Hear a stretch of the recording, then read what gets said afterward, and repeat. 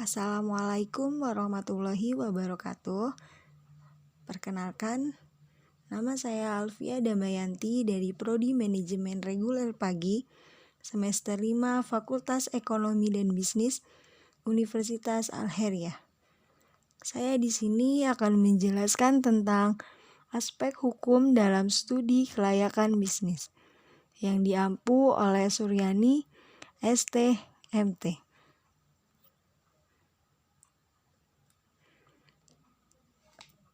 Baiklah, saya akan menjelaskan tentang pengertian aspek hukum, tujuan analisis aspek hukum, dan jenis-jenis badan usaha. Yang pertama, pengertian aspek hukum.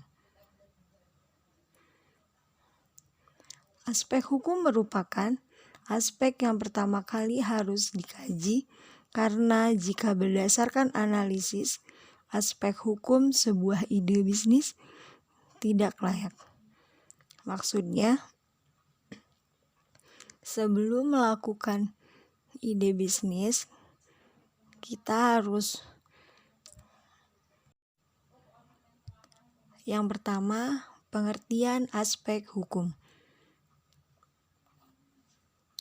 Aspek hukum merupakan aspek yang pertama kali harus dikaji karena jika berdasarkan analisis aspek hukum sebuah ide bisnis tidak layak, maka proses analisis aspek yang lain tidak perlu dilakukan.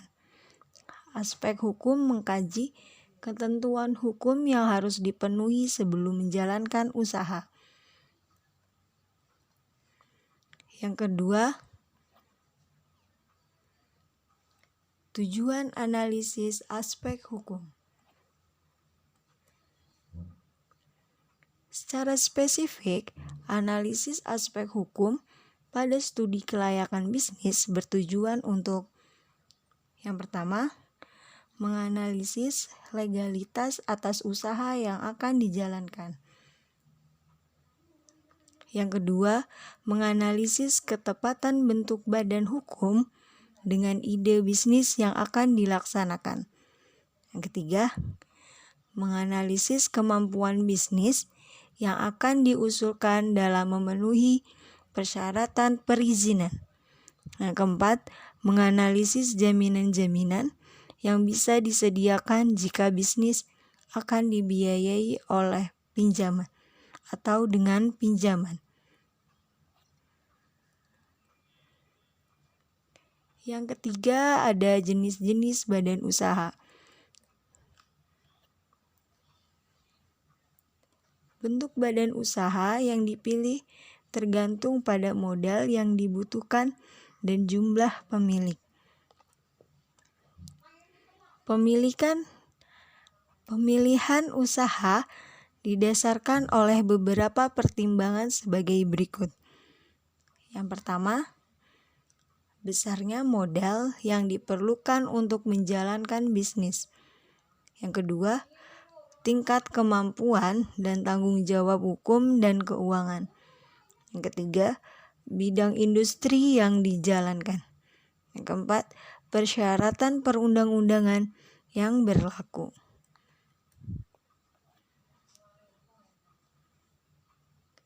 Berikut ini adalah beberapa bentuk badan hukum.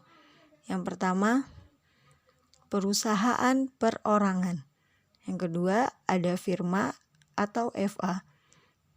Yang ketiga, persekutuan komanditer atau CV. Yang keempat, perseroan terbatas.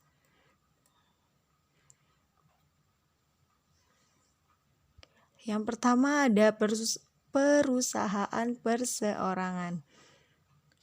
Perusahaan perseorangan merupakan salah satu bentuk usaha yang dimiliki oleh seseorang dan ia bertanggung jawab sepenuhnya terhadap semua resiko dan kegiatan perusahaan. Dengan tidak adanya pemisahan pemilikan antara hak milik pribadi dengan milik perusahaan, maka harta benda pribadi juga merupakan kekayaan perusahaan. Kekurangan dan kelebihan perusahaan perseorangan. Kelebihan perusahaan perseorangan. Yang pertama, kebebasan bergerak. Yang kedua, menerima seluruh keuntungan. Yang ketiga, pajak yang rendah. 4, rahasia perusahaan terjamin. Yang kelima, peraturan minim. Kekurangan perusahaan perseorangan. Yang pertama, tanggung jawab tidak terbatas. Yang kedua, kelangsungan perusahaan tidak terjamin. Yang ketiga, sumber keuangan terbatas. Yang keempat, kesulitan dalam manajemen. Yang kelima, kurangnya kesempatan pada karyawan.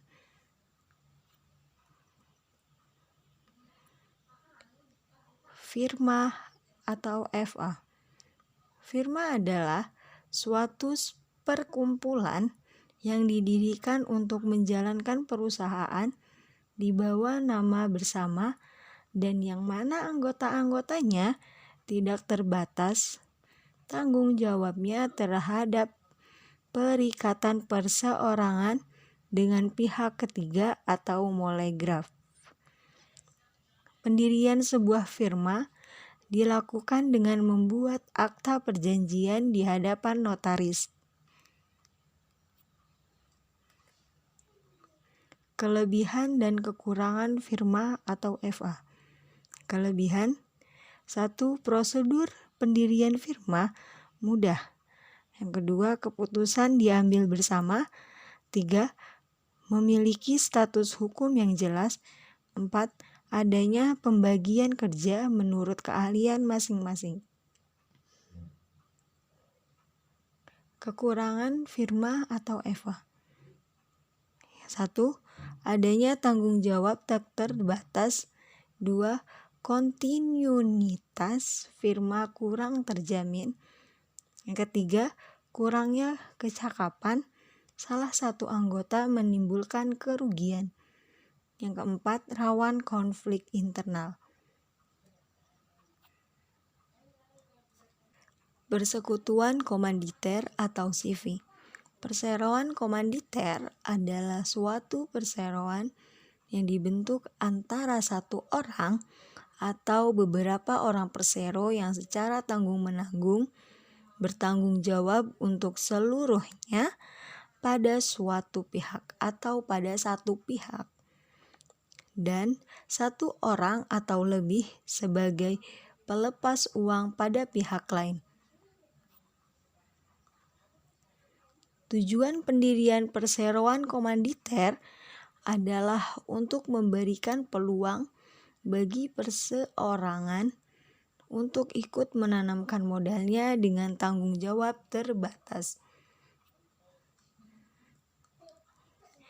Dan yang terakhir ada perseroan terbatas.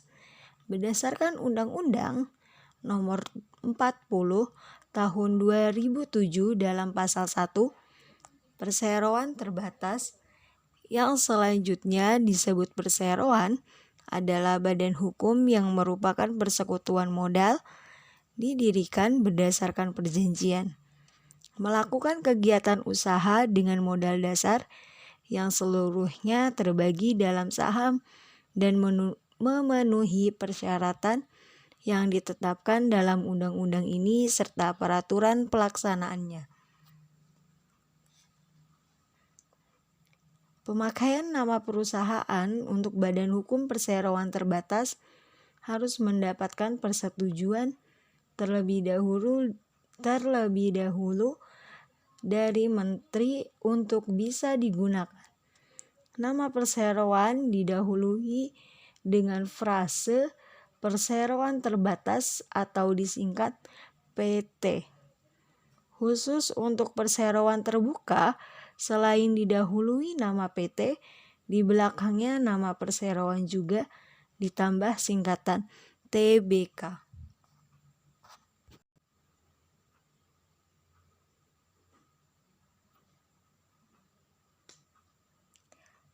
Terima kasih telah menyaksikan video saya. Jangan lupa like, comment, and subscribe ya. Semoga apa yang saya sampaikan bermanfaat bagi Anda semua. Terima kasih.